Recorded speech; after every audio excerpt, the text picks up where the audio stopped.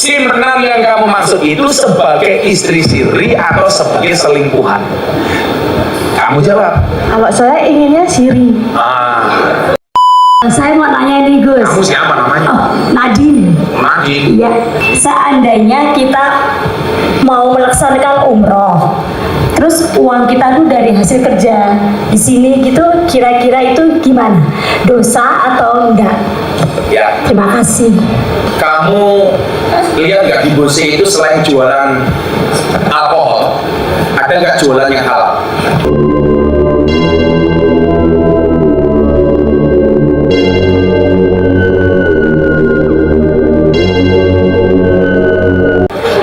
Mau tanya, Jenengmu sopo nang gas wae. asli atau palsu? Asline sopo, palsunya sopo? Aslinya nama saya Supriyatin. Supre. Nama palsunya Rosa. Rasa harus.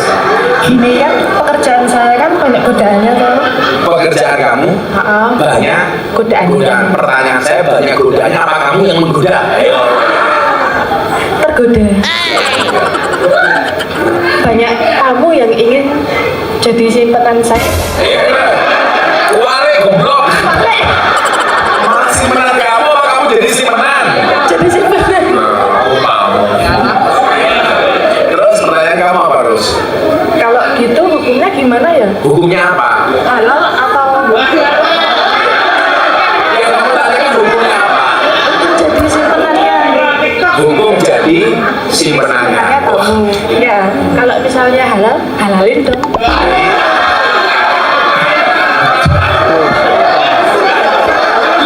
Bahaya tak? Jadi begini ya. Sajane saya itu gagal paham dengan istilah simpenan. Cowok itu kan memang boleh menikah lebih dari satu. Dalam undang-undang agama, laki-laki itu menikah lagi itu tidak harus jadi istri. Jangan bilang kamu jahat ya. Boleh.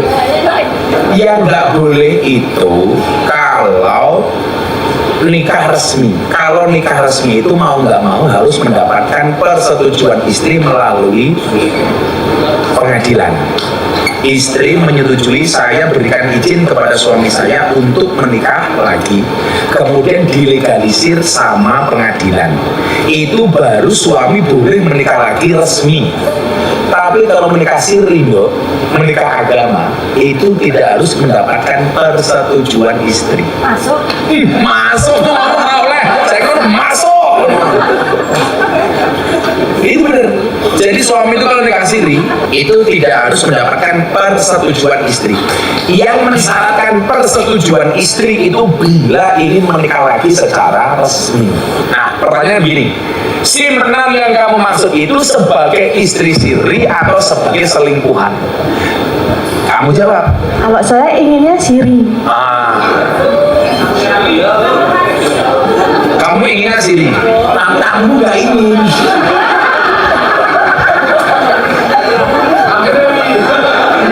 Bukan kok saya mendukung kondisi seperti itu.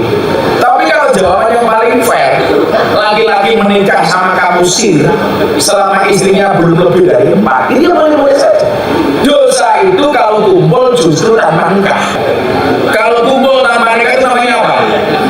Kumpul kebo sampai punya anak namanya gudel. Jadi kalau posisinya dinikahi, kamu sebagai seorang gadis atau sebagai seorang janda, kamu gak punya suami, kamu menikah sama laki-laki, entah itu tamu atau orang lain, itu sah-sah saja. Persoalan normal kamu dianggap merebut atau enggak itu kan persepsi publik saja. Tapi kalau ngomong undang-undang agama, selama itu dinikahi kan sah-sah saja. Bener nggak? Cuman persoalannya kita itu di dalam bermasyarakat itu tidak hanya masalah agama, tapi juga norma dan etika. Maka kemudian ada istilah pelakor, perebut lagi orang. Pelakor itu kan sebenarnya nggak ada istilah dalam agama. Kalau laki-lakinya menikah lagi dengan kamu, itu sah. Kalau saya begini terus, minimal meminimalisir kemaksiatan. Artinya kalau bisa halal, kenapa haram? Terima kasih Gus. Ya, tak kayak orang atas saya punya pertanyaan. saya ingin ketemu lihat langsung Gus Miftah, senang dan dapat hidayah juga dan pencerahan dari Gus Miftah tadi. Saya merasa senang sudah terjawab.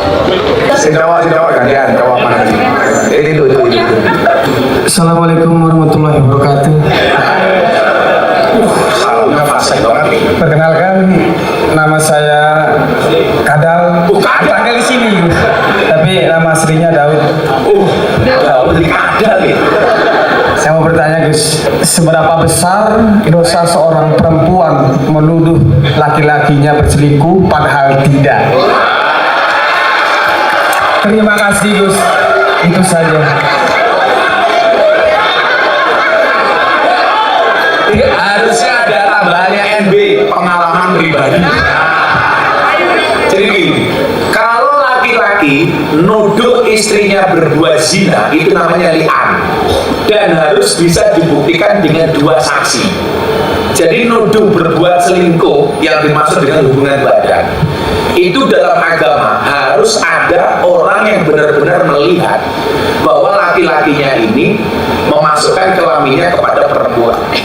Loh, ini benar. Makanya tidak gampang menuduh orang berbuat zina, itu gak gampang. Kita nggak bisa bersudut, kok mlebu metu neng hotel gegek. Itu orang yang kita seudoni justru bisa jadi dia berpahala. Sekarang bisa nggak kita tuh memastikan? Jangankan orang hanya keluar masuk hotel, orang masuk keluar kamar, Pak. Bisa nggak kita membuktikan secara sah bahwa dia telah melakukan hubungan perzinahan? Makanya undang-undang nuduh orang selingkuh suami istri itu berat. Tapi kalau yang dimaksud dengan selingkuh bukan perzinahan, gitu. Contoh chatting, DM. Jadi kalau kita nggak punya bukti, nggak ada orang yang benar-benar melihat, jangan gampang kita menuduh pasangan kita, oh kayak berzina, nggak boleh. Supaya kita lebih hati-hati. Tapi jangan kemudian ini kamu jadikan alasan, wah susah kok pembuktiannya. Wah, kalau di WA kamu bosok, kamu bosok. Ada rumah modal. Gitu. Jadi nggak boleh kita menuduh orang melakukan perbuatan dosa. Bahkan begini, saya kemarin di salah satu pengajian saya bilang begini, jika kamu melihat seseorang berbuat maksiat dan dosa di malam hari, kemudian kamu ketemu di keesokan harinya, jangan pernah katakan dia ahli maksiat. Kenapa? Karena pada malam hari itu mungkin dia sudah nangis, bertobat, minta maaf kepada Tuhannya, sementara mata kamu tidak melihat. Itu kata Imam Ali bin Abi Thalib. Karena barangkali malam itu dia sudah menangis, dia sudah menyesali perbuatannya, dia sudah mengangkat tangannya untuk meminta ampunan dan rahmat dari Tuhannya, sementara mata kita tidak melihat. Jadi kalau saya begini, tirakat itu kamu tidak harus puasa kayak saya 1 hari puasa 1 hari tidak, itu kan. Tapi tirakat yang paling efektif, apalagi kamu kejadian dosa, adalah dengan menjaga diri untuk meminimalisir perbuatan maksiat. Itu namanya tirakat. Ada peluang maksiat, tetapi tidak kita ambil. Itu baru luar biasa. Ya, bisa dimengerti ya. Ada peluang maksiat, tetapi tidak kita ambil. Itu baru yang namanya jihad. Fa inna sadidul ladzi yamliku nafsahu indal ghadab. Tetapi orang yang hebat itu adalah orang yang mampu menahan hawa nafsunya. Jadi orang peluang maksiat kayak kamu, loh, kalau kamu bisa menghindarinya, itu baru terbaik. Maka kalau Mbak Didi punya prinsip, nggak ada berondong, Pak D pun jadi. Itu ada, sama ini ada. Ya banyak lagi sekarang, ada nggak banyak? Itu. Ya, seling. Ya. Assalamualaikum warahmatullahi wabarakatuh. Waalaikumsalam warahmatullahi wabarakatuh. Saya mau nanya nih, Gus. Kamu siapa namanya? Oh, Nadine. Nadine. Ya, seandainya kita mau melaksanakan umroh, terus uang kita tuh dari hasil kerja di sini gitu, kira-kira itu gimana? Dosa atau enggak? Ya. Terima kasih. Kamu lihat nggak di Bose itu selain jualan alkohol, ada nggak jualan yang halal? Yang kamu konsumsi di room itu ada nggak yang halal? Ada. Ada french fries, ada sop buntut kodok, soal berkeadaan. Disitulah kamu perlu berhusnuzon, perlu berpositive thinking. Yang saya dapatkan gaji saya dari bos ini adalah ya karena tamu saya beli gorengan, karena tamu saya beli fried fresh, karena kalau saya minum air putih. Ada nggak kontrak kamu kerja di Ro itu untuk bermaksiat? Enggak. Kontraknya cuma kerja milik. Namanya saya ini. Job desk dari LC sebenarnya itu apa tuh? Pemandu, gak ada. Kok kamu bilang nyanyi sama minum? Enggak. Job desk awal LC Ladies Club itu adalah pemilih lagu, pemandu karaoke. Sehingga mindsetnya perlu dirubah. Nah, pertanyaannya adalah, boleh nggak kita menggunakan uang kerja dari sini untuk umroh? Boleh belum? Jadi kalau kamu niat umroh lagi, disegerakan, nabung mulai sekarang. Aku janji, planning bosnya ada 25 orang berangkat umroh, aku tak tipu begini, makan umroh bareng aku. Insya Allah saya tahun ini juga berangkat haji, saya doakan semuanya segera dipanggil oleh Allah. Amin, amin ya Allah, ya Rabbal Alamin. Dipanggil oleh Allah, amin. Dipanggil oleh Allah untuk ziarah Makkah Madinah. Tak tambahin di umroh 300.000. Alhamdulillah. Ya cowok lihat ini. Salam Gus. Salam. Perkenalkan, nama saya Samuel, bisa dipanggil L. Ini mungkin Bos Sam loh cowok. Samuel L. Agama kamu apa? Samuel. Agama kamu apa? Kristen Pak. Kristen. Kamu satu minggu ke gereja? Enggak. Malam. Ke gereja dong. Kayaknya gereja dia gereja negeri. Satu minggu libur. Kalau yang gereja, Gus, mau nanya, apa hukumnya teman yang sering traktir tapi hasil judi? Apa itu kebaikan? Apa keburukan? Ada soalnya di sini Pak. terakhir hasil ngeslot. Iya, benar. Kalau tahu jelas sumbernya itu adalah perjudian, kamu bisa menolak. Kalau benar-benar tahu yang terakhir, uang yang dibuat terakhir ke kamu itu benar-benar uang judi, kamu bisa menolak. Tapi nikmat, kenyang ya. Lah kowe mau arepe golek kenyang yo urusanmu cangkem-cangkemmu dhewe. Contoh begini, kita tidak boleh bersekutu dengan uang orang. Walaupun dia penjudi, neraktir kamu, kan belum tentu uang untuk neraktir itu uang judi, betul nggak? Contoh begini, ada PSK, kamu jualan angkringan, PSK-nya beli nasi kucing, boleh nggak kita? Oh ini mbak ini juga sama ngelonte yo, nggak boleh.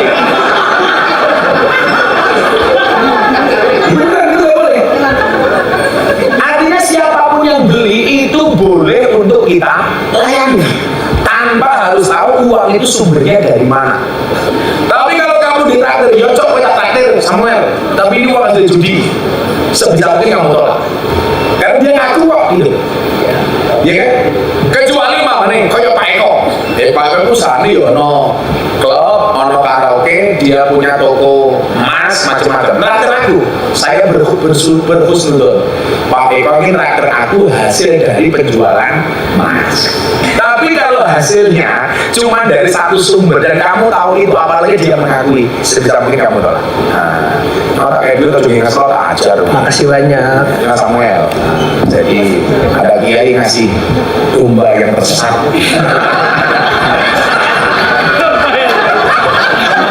Samuel. Malam Gus. Malam.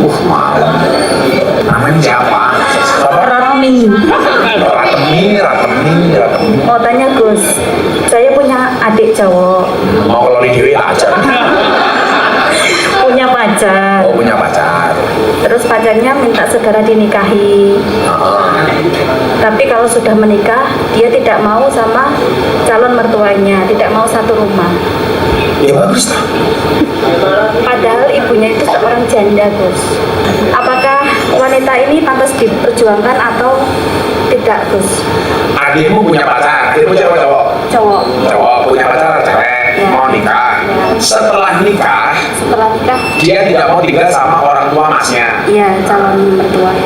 Kewajiban anak. Kita mau kewajiban anak. kewajiban anak perempuan kepada orang tuanya itu ketika dia sudah menikah, ketaatan itu berpindah dari orang tua kepada suami. Jelas. Tapi ketaatan seorang anak laki-laki kepada orang tuanya itu tidak ada batasnya, bahkan sampai dia sudah menikah sekalipun. Dia tetap wajib taat dan hormat kepada bapak ibunya. Nah, selama ini banyak kasus terjadi hubungan anak laki-laki sama orang tuanya rusak itu gara-gara tidak ada dukungan dari seorang istri.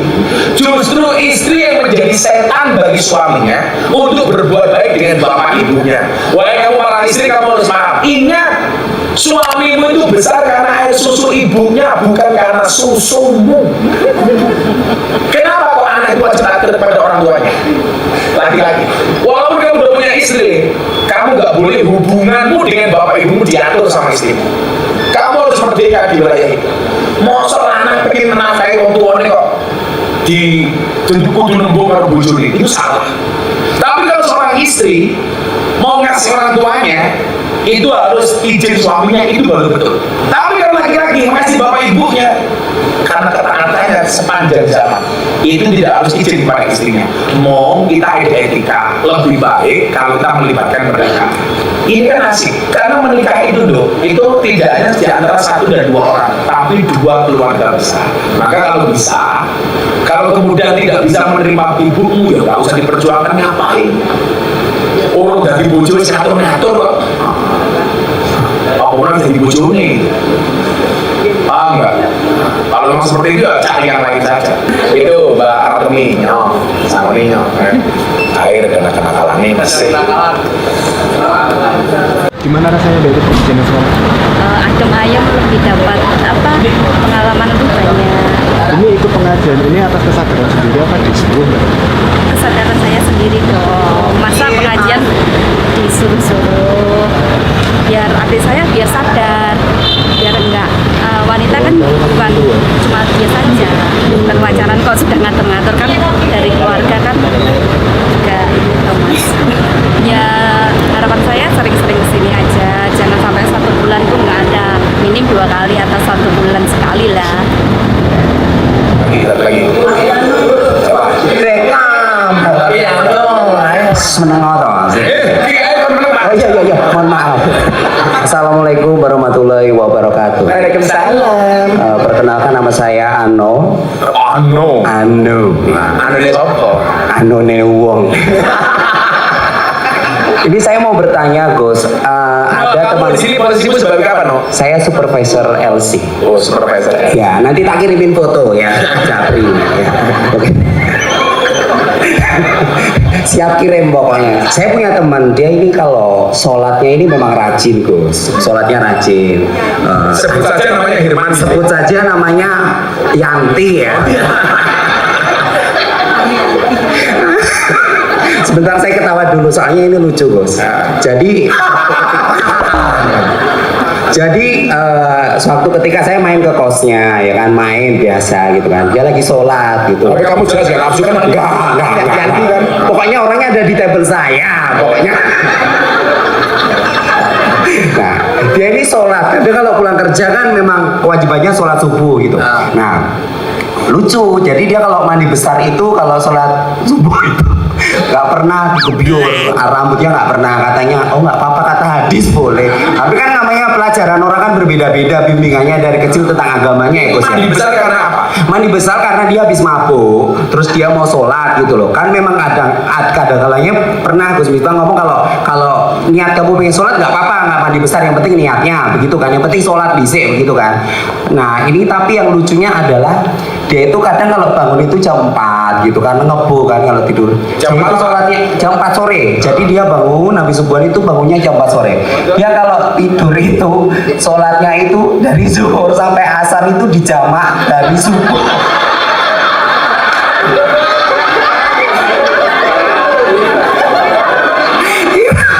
Kira-kira hukumnya apa gitu loh, Bos. Soalnya tak andani ngeyel. Katanya ajarannya seperti itu. Jadi kan saya sebagai sesama umat muslim kan wirah itu. Kita itu agamanya rosari. Aku tuh sampai piye yo. Coba mohon penerangannya biar teman saya ini terang, benderang gitu loh. Bukan terang terus ya, tapi terang benderang gitu loh. Soalnya wongnya ngeyel, Gus. Terima kasih. Wassalamualaikum warahmatullahi wabarakatuh. Kalau anu sholat gak anu? Saya sholat. Kamu sholat pakai sarung apa kena? Saya tergantung sih ya kondisi ya. Kalau lagi memungkinkan pakai sarung pantai, malah sarung pantai saya pakai sholatnya ya. Monggo Gus Miftah, biar orangnya mendengar gitu loh. Orangnya juga ada ini. Ada di tabel saya. Yo melu guyu. Melu guyu banget ngekek apa kata guyu. Ada sholat yang bisa dikosor dan dijamak, itu pun dengan alasan. Contoh sholat yang dikosor dan dijamak karena perjalanan sebagai musafir. Sebagai musafir. Yang musafir itu menempuh jarak minimal 80 kilo. Itu sholatnya bisa dijamak dan dikosor. Yang sholat bisa dijamak dan dikosor itu cuma dua waktu. Ya. Duhur ke asar dilakukan di duhur dulu namanya jamak takhir. Kalau dilakukan di asar namanya jamak kosor. Jamak takhir.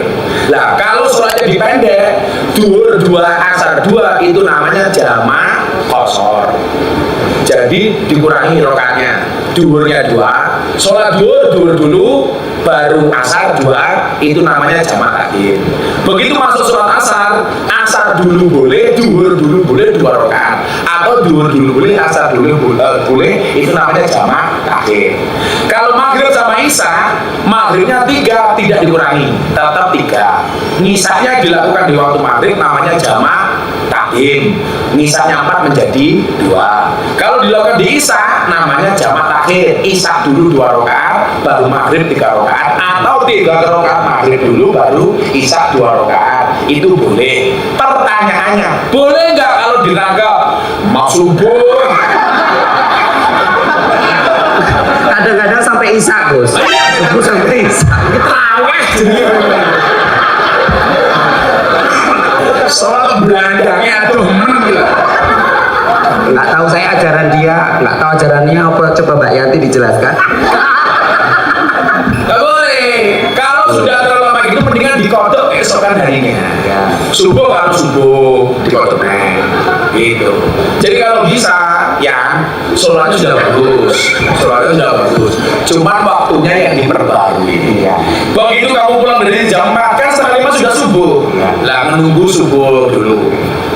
3 alarm lah iso aja lagu. Tapi lagunya umum lagu sing medeni alarm masan. Bila Israel datang kan tangis gitu. Utawa alarm digawe innalillahi wa inna ilaihi raji'un. Jadi kalau jangan menggabung antara subuh, duhur, asar, maghrib, isya. Sholat modelnya begini. Itu sama halnya haram hukumnya melaksanakan sholat Jumat di hari Sabtu. Kadang-kadang dia kalau mau Idul Fitri subuhan, sekalian Idul Fitri sekalian harus tidur.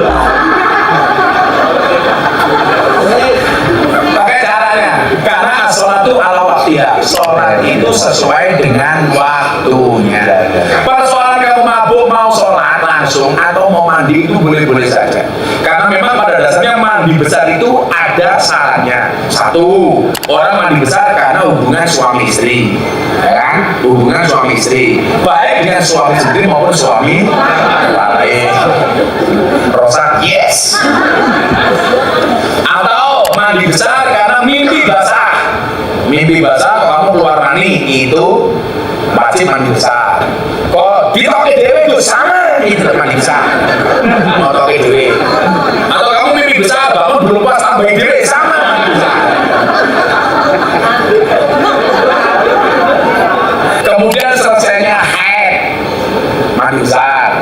Selesainya melahirkan nifas itu mandi besar. Jadi ada alasan. Lah, saya belum nemu orang mandi besar karena mabuk. Tapi kalau kamu yakini lebih nyaman kalau habis mabuk saya mandi dulu baru sholat itu bagus.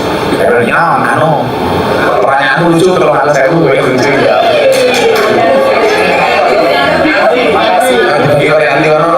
Kita karena karena memang ini pengajian rutin selama 1 bulan sekali ya di Bose Jogja. Jadi kita selalu mengikutinya dengan semangat karena yang pertama kita tiap hari kan siramannya bukan siraman rohani ya, siramannya siraman alkohol. Kalau sebulan sekali kena siraman rohani itu rasanya adem hatinya. Terus juga apa ya, ceramahnya Gus Miftah tuh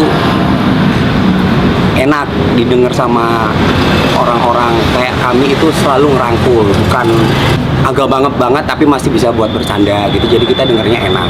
Harus balance lah antara kerja kita seperti apa sama ibadahnya juga harus balance. Nah itu salah satu temen aku tuh emang ibadahnya sebenarnya bagus gitu, cuman mungkin tata caranya sholatnya itu salah gitu. Dari yang tidak boleh dijamak sampai yang boleh dijamak itu mungkin butuh sesuatu yang harus dikasih penjelasan. Makanya saya bertanya tentang itu, terjawab sekali, dan sepertinya juga orangnya juga agak-agak kesentil juga karena dia ngerasa udah bener jalurnya dia, mungkin dia belajarnya sama yang lain gitu kan. Jadi udah dikasih pencerahan sama Gus Miftah. Keren.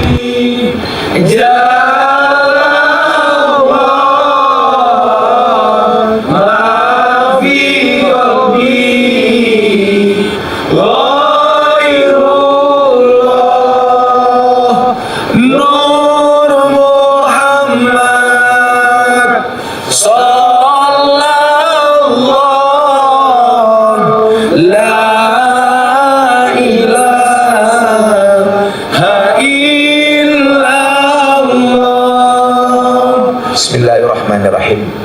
Allahumma salli ala sayyidina Muhammad wa ala ali sayyidina Muhammad walhamdulillahi rabbil alamin. Hamdan syakirin, hamdan na'imin, hamdan yuwafi ni'amahu wa yukafi'u mazidah. Ya Rabbana wa lakal hamdu kama yanbaghi li jalali wajhikal karim wa 'azimi sultanik. Ya Allah yang Maha Rahman, ya Allah yang Maha Rahim, begitu banyak karunia, anugerah, rizki, nikmat yang Kau berikan kepada kami hamba-hambamu. Padahal Engkau ya Allah melihat kami hamba yang penuh dengan dosa dan kemaksiatan, kesalahan dan kekhilafan. Tapi kesemuanya itu ya Allah tidak pernah mengurangi nikmat anugerah yang Kau berikan kepada kami. Untuk itu ya Allah, di sore hari ini kami izinkan bagi kami untuk menengadahkan kedua tangan kami, menghusukkan hati dan pikiran kami untuk bermunajat kepadamu ya Allah. Ampuni dosa kami ya Allah, ampuni kesalahan kami ya Allah, ampuni kekhilafan kami. Siapapun yang datang dengan semua hajat dan doanya, kami mohon kepadamu ya Allah, kabulkan hajat, doa dan permohonan kami. Rabbana atina fid dunya hasanah wa fil akhirati hasanah wa qina adzabannar walhamdulillahi rabbil alamin. Ingat anak-anak sekalian, kita memang tidak selalu bertemu dengan orang baik, namun jadilah baik untuk setiap orang yang kita temui. Terima kasih. Assalamualaikum warahmatullahi wabarakatuh. Ini adalah Mami yang sudah ngaji sama saya dari awal, yang nggak tahu tobatnya kapan. Doain toh Ibu. Tadi itu siapa? Mana? Harapannya kita pengajian seperti apa? Halo, saya Bu Titi Bose. Semoga anak-anak dicerahkan sama Gus Miftah, bisa cepat lulus dari Bose. Segera dapat ijazah. Segera dapat ijazah. Seperti Rosa. Kenapa kamu suka ikut ngaji? Kenapa? Karena pengen ketemu Gus Miftah.